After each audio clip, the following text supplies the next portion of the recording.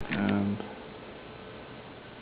so, Peter, you're asking me if a subway map should be designed by qualified people, or people in the sense by a designer, or just a generic designer, let's say. Well, designing maps requires a particular kind of attention to certain problems. I think to design a map is a design problem. It's not a styling problem.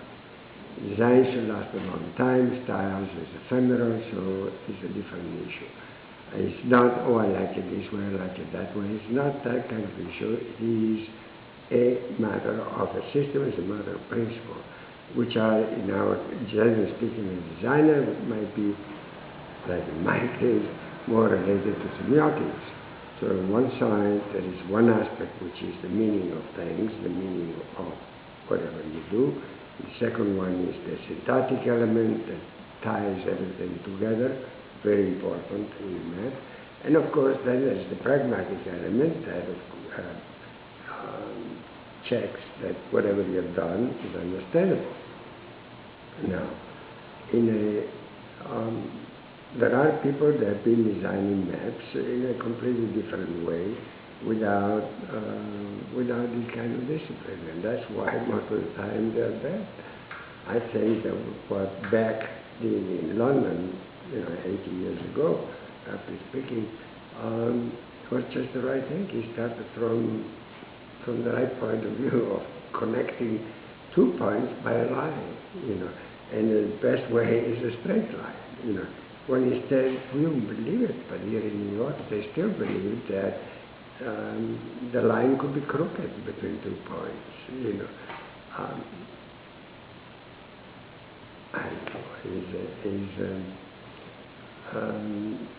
most of the objections that we had, or they were moved to our maps, were based on inaccuracies, and that was fine. But if there are inaccuracies, they could have called me back and tell me what was wrong, and I would have corrected with the same discipline that was governing the whole map. And instead, what they do with the typical aspect of these people that don't know things, they throw away the whole thing and they substitute it.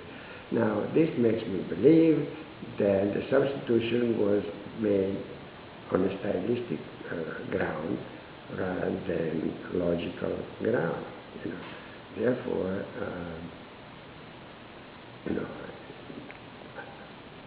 I don't think that was a valid issue. As a matter of fact, when we designed in 2008 the new maps, or 2010 even better, we had all the advantage of given to us by the computer, given to us by satellite pictures. We could control, check, and so on and so forth. So the map we have now is extremely accurate compared to the one we did on the 70s. That was done by hearsay, really. And looking at previous maps where the stops were. What we did, we organized according to the RIT. Okay, one might call it a stylistic approach as well. I don't know if one wants to call it that way, but I find that it was based on a structure, and it wasn't happenstance that was governing the issue, but it was a syntactic, was a language, with a syntactic structure. So everything was coordinated in a certain way and responded to a certain logic. It wasn't just why I like because I like it, it's not because I like it, it's because it is a structure. Sometimes the structure might take your hand, so to speak, but one has to be in control, and, like I think that the last map, I think is near perfection, the one with that. Thank you.